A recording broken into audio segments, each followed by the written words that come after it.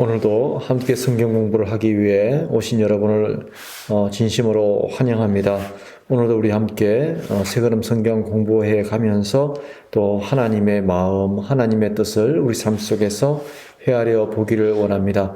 우리 핵심어 30개로 풀어보는 새걸음 성경, 우리 두 걸음째 지금 챕터를 하고 있는데요. 오늘은 두 걸음 5강을 함께 공부하도록 하겠습니다. 민족 훈련. 민족 훈련, 우리 핵심어를 가지고 이렇게 성경을 한번 이렇게 살펴보기를 원합니다. 살펴보기 전에 우리 먼저 새 걸음 성경 노래 우리 한번 함께 부르면서 지금 우리 어디쯤 공부하고 있는지도 이렇게 살펴보면 도움이 될 것 같습니다. 함께 불러보겠습니다. 창조 아담 선악과 노아 바벨탑 네 사람 민족 훈련 정복 분배 혼란 질서 사울 다윗 솔로몬 분열 심판 멸망 포로 귀환 예수 탄생 복음 선포 공생의 십자가 부활 승천 초대교회 교회 정착 새 창조 핵심어 30 새 걸음 성경 내 손에 있도다. 우리가 지난 시간까지는 창조 아담 선악과 노아 바벨탑 그리고 네 사람까지 공부했죠. 네 사람 기억하시나요? 아브라함으로부터 시작되어서 이삭, 야곱, 요셉의 이야기까지 살펴보았습니다. 오늘은 민족과 훈련 핵심을 가지고 한번 살펴보겠습니다. 먼저 교재 83페이지를 보시면 창세기 42장 27절로 되어 있는데 창세기 42장이 아니고 47장 27절입니다. 창세기 47장 27절이기 때문에 책에다가 이렇게 고쳐 놓으시면 좋을 것 같습니다. 창세기 12장에서 하나님께서 노아의 홍수 사건 이후에 또 노아가 이렇게 노아의 후손들이 하나님과 멀어진 이후에 또 노아의 후손 중에서 하나님께서는 아브라함을 선택하시죠. 아브라함을 선택하셔서 다시 또 새로운 시작을 하십니다. 그리고 이 아브라함의 이 꿈이 아브라함을 통한 하나님의 꿈이 이삭과 야곱과 요셉을 거치면서 이렇게 이제 계속 이어져 가기 시작하죠. 그렇게 해서 요셉의 때에 아브라함의 후손들은 이집트에서 정착을 하게 됩니다. 여러분 기억하시는지 모르겠지만 요셉이 그들의 형제들로부터 버림을 받고 그리고 노예로 팔려서 이집트에서 살게 되고 또 이집트에서 억울한 일들을 당하죠. 그리고 마침내 하나님께서 함께 하심으로 말미암아 애굽의 지혜로운 총리가 됩니다. 이집트의 지혜로운 총리가 됩니다. 그 총리가 되었을 때 굉장히 큰 흉년이 들죠. 오랜 기간 동안 흉년이 됩니다. 그때 양식을 구하러 그의 형들이 내려오고 그곳에서 다시 만나게 되고 화해하고 하나님의 섭리를 이야기하죠. 이렇게 해서 야곱의 자녀들과 또 요셉의 형제들이 이제 이집트에서 정착을 하게 됩니다. 이집트에서 정착을 하게 되고 그곳에서 430년이라는 긴 시간을 보내게 되죠. 그리고 이 시간 동안 70명으로 시작된 이 요셉의 형제와 가족들, 아브라함의 후손들은 생육하고 번성하여 민족을 이루게 됩니다. 민족이 되죠. 아브라함으로부터 시작된 하나님의 계획이 이제는 민족으로까지 이어진 것입니다. 그런데 이렇게 민족이 만들어지자, 민족이 형성되자 위기의식을 느끼는 사람들이 있었습니다. 바로 그 땅의 토착민이고 그 땅의 지배 세력이었던 이집트 사람들이 위협을 느끼기 시작하죠. 특히 이집트의 왕은 이 민족이 더 이상 커지는 것을 막기 위해서 또 그들을 이렇게 누르기 위해서 온갖 학대와 핍박을 하기 시작합니다. 이스라엘 민족을 노예처럼 이렇게 핍박하고 또 그들을 학대하기 시작하죠. 그러자 이스라엘 민족은 하나님을 향해서 울부짖습니다. 그들의 학대로부터 구원해 달라고, 또 그들로부터 하나님께서 이렇게 건져 주시도록 자유를 바라고, 또 이 구원받기를 위해서 또 그들의 삶의 어려움을 하나님께 호소하게 됩니다. 하나님은 그러함을 미리부터 하시고 한 사람을 또 준비시키시죠. 그 사람의 이름이 모세입니다. 그리고 모세는 하나님께서 이집트 백성을 구원하기를 그 시점까지 이 모세는 또한 훈련의 기간을 거칩니다. 그리고 하나님의 때에 드디어 하나님은 모세를 부르시고 이스라엘의 민족의 지도자로 부르시고 이집트로 돌아오게 하시죠. 이집트로 돌아온 모세에게는 하나의 큰 사명이 있었습니다. 그 사명은 바로 노예가 되어버린, 이집트에서 비참하게 자유를 박탈당하고 핍박받고 학대받던 그의 민족을 탈출시키는 것, 구원해내는 것이 그의 사명이었습니다. 그리고 하나님께서 아브라함에게 약속하셨던 그 가나안 땅으로 돌아가는 것, 그들을 인도하는 것이 이 모세의 사명이었죠. 모세는 이 사명을 가지고 이집트의 바로왕 앞에 서지만 이집트의 바로왕은 순순히 이스라엘 민족을 이렇게 놓아주지 않습니다. 그러자 하나님은 모세를 통해서 10가지 재앙을 이집트에 내리시죠. 그 과정을 통해서 하나님만이 참 하나님이심을 보여주십니다. 그리고 마지막 재앙, 이 마지막 재앙은 온 이집트를 눈물바다로 만들고 통곡의 바다로 만드는 사건이었습니다. 모든 처음 난 것들을 죽게 만드시죠. 여기에서부터 유래된 것이 유월절입니다. 하나님께서 이스라엘 백성을 제외하고는 문설주에 양의 피를 바른 그 집들, 이스라엘 백성들의 집을 제외하고는 모든 이집트 땅에 사는 이집트의 사람들의 집에 처음 난 것들이 다 죽음을 맞이하게 됩니다. 그러자 바로왕은 이스라엘 백성들을, 이스라엘 민족을 그 땅에서 떠나도록 허락하죠. 근데 처음엔 떠나보냈지만 그들이 떠나가자 이 바로왕은 돌변하기 시작합니다. 그대로 보낼 수 없다라고 생각하죠. 그리고 군대를 동원해서 직접 뒤쫓기 시작합니다. 하나님은 어떻게 하셨을까요? 추적하고 그들을 따라서 이렇게 그들을 추적해서 따라오는 이집트의 왕과 군대를 홍해에서 심판하십니다. 하나님은 이스라엘 백성을 당신께서 직접 구원해 주시고, 그리고 그들에게 목이 마를 때는 물을 주셨고 배가 고플 때는 만나와 메추라기를 주시면서 그들을 인도하십니다. 그리고 마침내 시내산에 이르러서는 하나님께서 그들에게 큰 언약을 맺으시죠. 그 언약이 출애굽기 19장 5절에서 6절에 나와 있는 말씀입니다.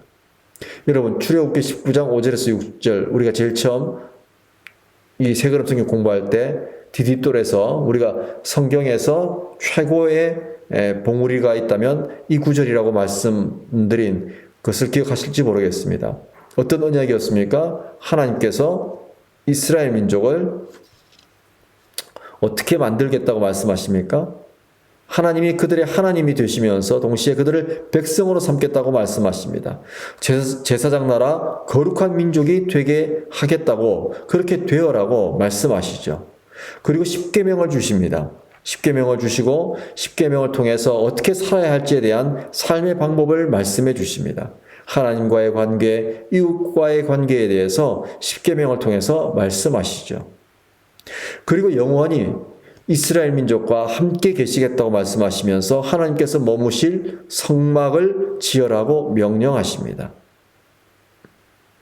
이렇게 해서 하나님께서 창조하신 땅에서 하나님 없이 사는 수많은 민족과 사람들 사이에서 하나님의 민족, 하나님의 백성이 시작된 것입니다.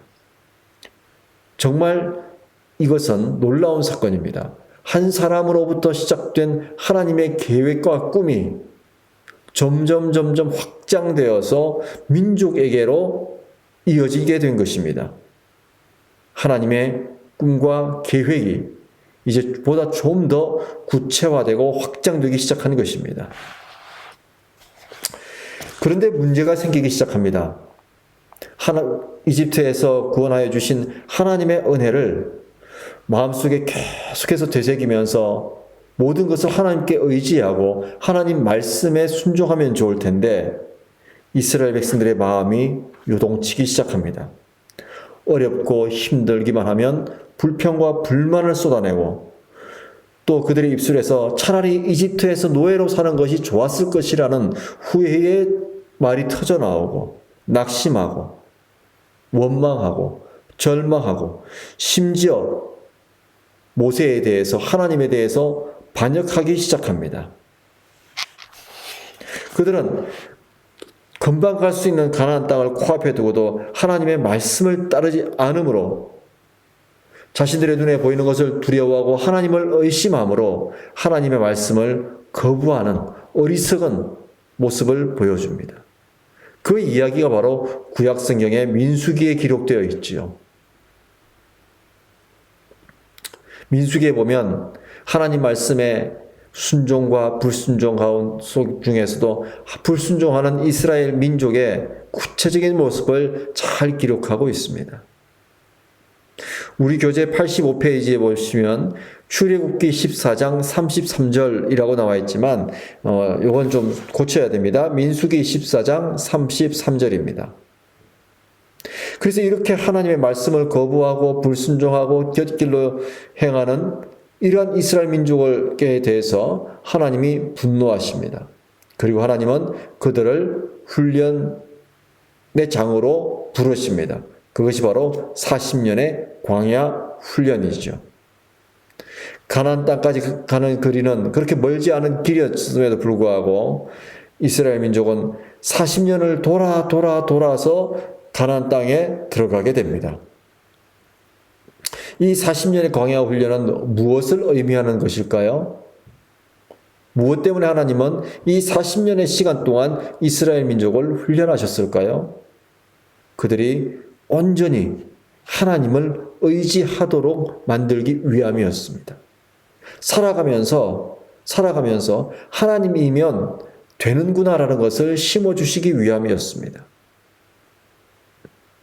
낮에는 구름 기둥으로 그늘을 만들어주시고 밤에는 불 기둥으로 추위를 이겨낼 수 있게 해주시는 하나님을 보면서 우리의 삶이 하나님의 은혜로 사는 것, 하나님의 은혜 없이는 살 수 없다는 것을 가르쳐 주시고 깨닫게 하기 위한 것이죠.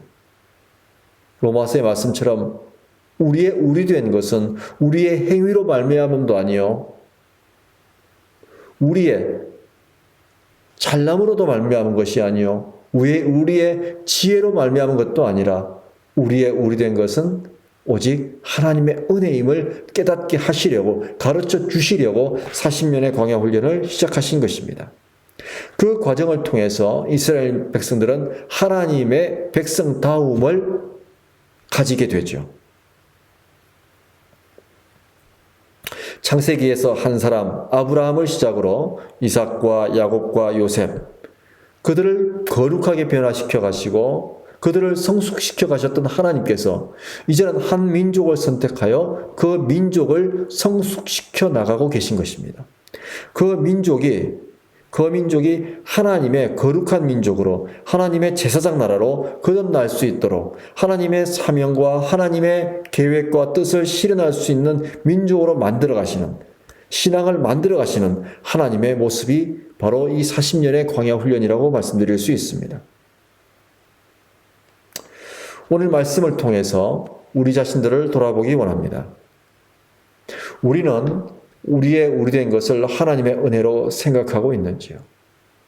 어떤 경우에도 나를 빚어가시는 하나님의 손길을 믿으며 늘 소망으로, 희망으로, 감사와 기쁨으로 살아가고 있는지요?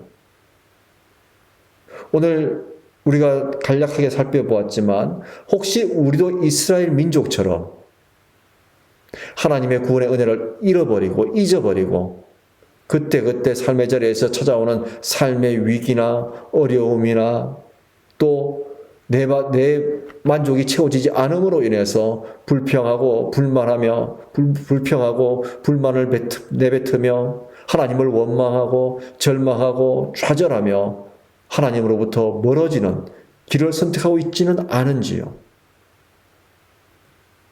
그럼에도 불구하고 하나님은 우리를 포기하지 않으시고 우리를 광야 학교에서 훈련시켜주고 계십니다. 우리의 변화를 위해서 하나님은 때로는 우리에게 시험을 허락하시고 또 하나님은 우리를 지름길이 아니라 돌아가는 길로 인도하십니다. 그러므로 우리는 한 가지 깨달아야 할 것이 있습니다. 우리의 삶 속에서 일어나는 여러 가지 문제들, 어려움들, 우리 삶 속에서 겪는 여러 가지 절망스러운 상황들을 사람의 상식과 지혜로와 지식으로 보는 것이 아니라 하나님의 관점으로 볼 수 있어야 한다는 사실입니다. 하나님의 관점으로 보면 그러한 사건들이 단순한 사건들이 아니라 나의 성숙의 기회이며 내 신앙의 성장의 기회로 볼 수 있습니다. 그렇게 볼 수 있을 때 우리는 위기를 기회로 만들고 그 기회는 우리가 하나님 나라에 하나님께서 말씀하시는 거룩한 백성으로 좀 더 가깝게 성장하는 계기가 되는 것입니다.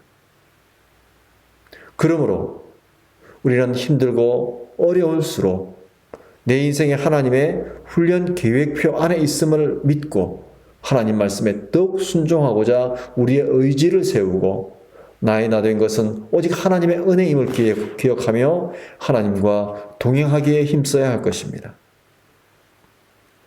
사랑하는 성도 여러분, 오늘 하루 여러분 어떻게 지내셨습니까? 어떤 자리에 계셨습니까? 우리에게 주어진 이 시간, 우리에게 주어진 삶의 형편, 삶의 자리는 하나님의 훈련소입니다. 그 훈련소를 우리가 잘 감당해낼 때, 그 훈련의 과정을 우리가 잘 감당해내고 어려울수록 힘들수록 아플수록 하나님께 나의 인생을 맡기고 하나님의 인도하심을 믿을 때 우리는 마침내 하나님께서 허락하신 새 땅을 밟게 될 것이며 우리는 사람들이 보기에가 아니라 하나님께서 보시기에 더욱 성숙한 하나님의 자녀, 하나님의 백성으로 거듭나게 될 것입니다. 또한 저와 여러분, 우리의 인생을 통해서 우리의 가문이 하나님을 믿는 가문으로 민족으로 확장되어 갈 것입니다. 한 사람을 시작으로 민족을 만들어내시는 이 하나님의 놀라운 손길, 저와 여러분의 가문, 우리의 인생을 통해서도 경험되었으면 좋겠습니다. 기도하겠습니다. 하나님 아버지 고맙고 감사합니다. 오늘도 새걸음 성경 공부를 통해서 하나님의 놀라우신 은혜와 섭리를 이렇게 살펴볼 수 있게 해주신 것 감사합니다. 하나님, 우리에게 주어진 삶의 자리가 훈련의 자리이며 우리를 보다 성숙한 그리스도인으로 하나님의 자녀로 빚어가시는 하나님의 손길임을 믿고 늘 감사와 또한 기쁨으로 살아가는 저희들 되게 하시며 하나님을 바라볼 때마다 좌절이 아니라 희망으로 소망으로 더욱 저희들의 마음이 단단해지는 우리의 삶이 되게 하여 주십시오. 오늘도 함께 하시는 하나님을 찬양합니다. 감사드리며 예수님의 이름으로 기도합니다. 아멘.